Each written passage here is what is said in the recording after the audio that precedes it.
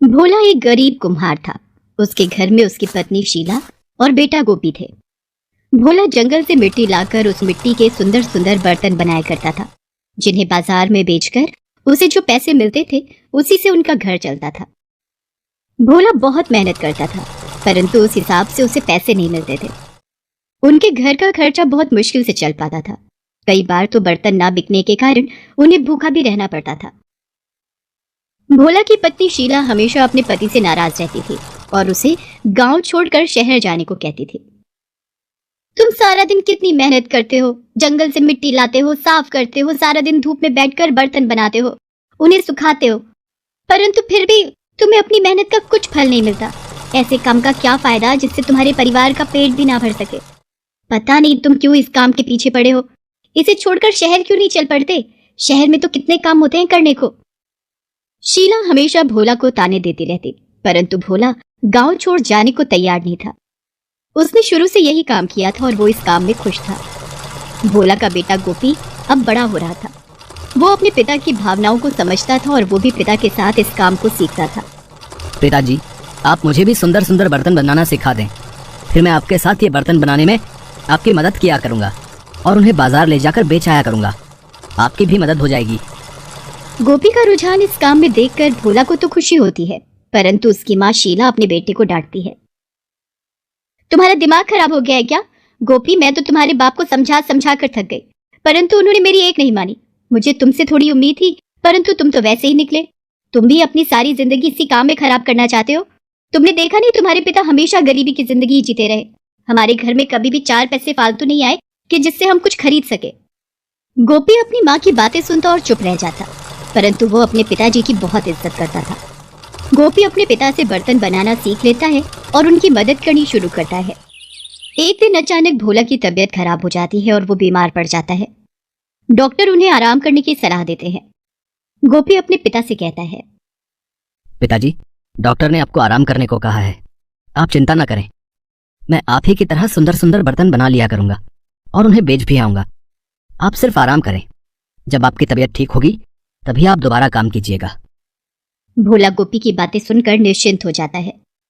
गोपी बर्तन बनाने शुरू कर देता है और उन्हें खुद ही ले जाकर बाजार में बेच आता है, परंतु उन बर्तनों से उसकी उतनी कमाई नहीं हो रही थी कि घर का खर्च आराम से चल सके और उसके पिताजी का इलाज भी हो सके। गोपी दिन रात इसी चिंता में रहता है। एक दिन गोपी बर्तन बनाकर उन्हें बेचने के लिए जा ही रहा था, तभी उसकी माँ ने गोपी से कहा, गोपी, आज घर में खाने को कुछ भी नहीं है। सारा राशन खत्म हो गया है और तुम्हारे पिताजी की दवाई भी खत्म है। तुम शाम को बर्तन बेचकर जल्दी आ जाना, जिससे कि तुम जो पैसे लाओ उससे दवा और खाना आ सके। गोपी अपनी माँ की बात सुनकर उन्हें तसल्ली देता हुआ बर्तन बेचने के लिए निकल जाता है।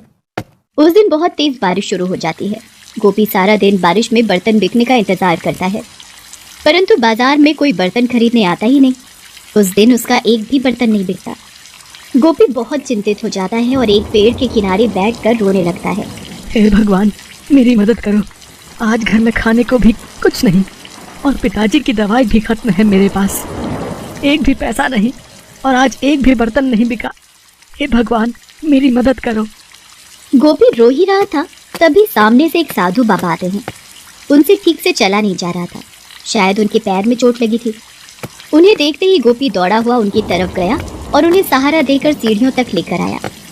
गोपी ने उन्हें मंदिर की सीढ़ियों के पास बिठा दिया और जल्दी से अपने अंगोछा से कपड़ा निकालकर उनकी चोट पर बांध दिया। गोपी उनके लिए पानी लेकर आया और उन्हें पानी दिया।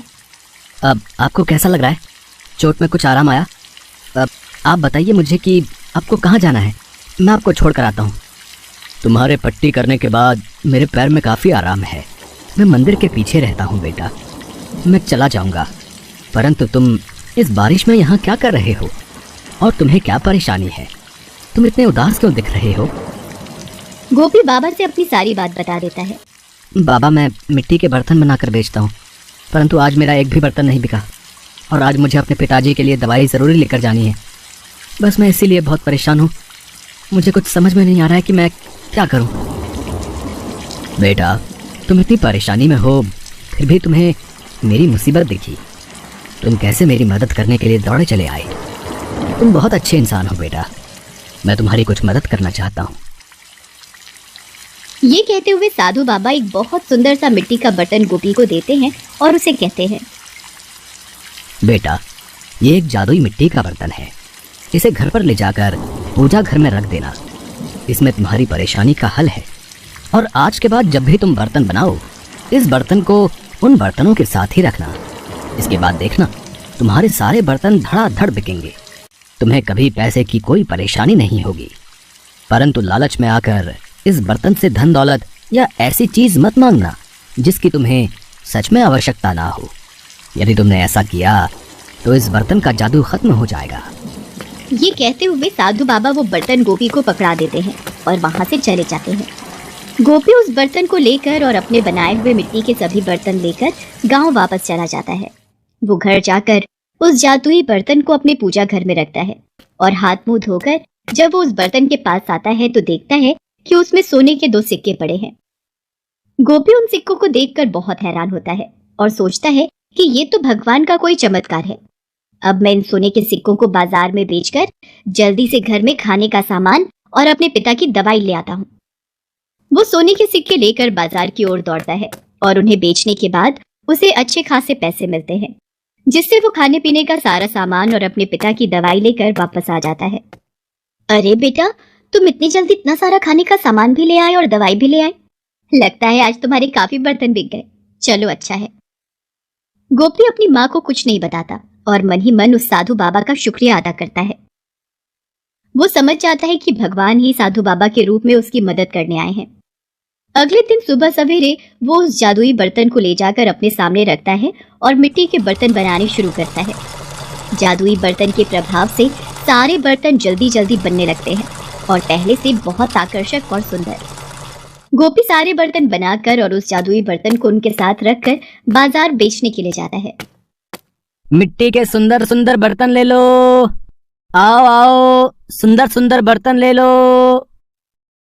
उसके आकर्षक बर्तनों को देखते ही लोग बहुत हैरान होते हैं और देखते ही देखते उसके सारे बर्तन बिक जाते हैं।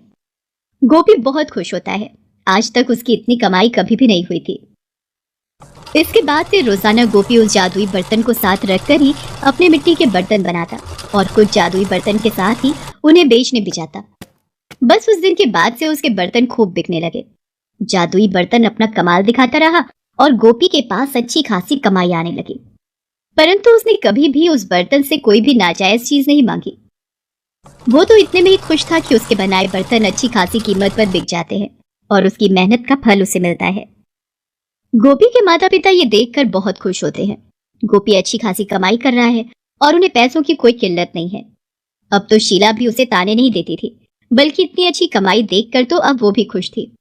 अब वो उसे ये काम छोड़ने को कभी नहीं कहती। इसके बाद से गोपी और उसके परिवार को कभी भी पैसे की तंगी नहीं हुई और वो जादुई बर्तन हमेशा गोपी का साथ देता रहा। इंसान को हमेशा मुसीबत में आए लोगों की मदद करनी चाहिए।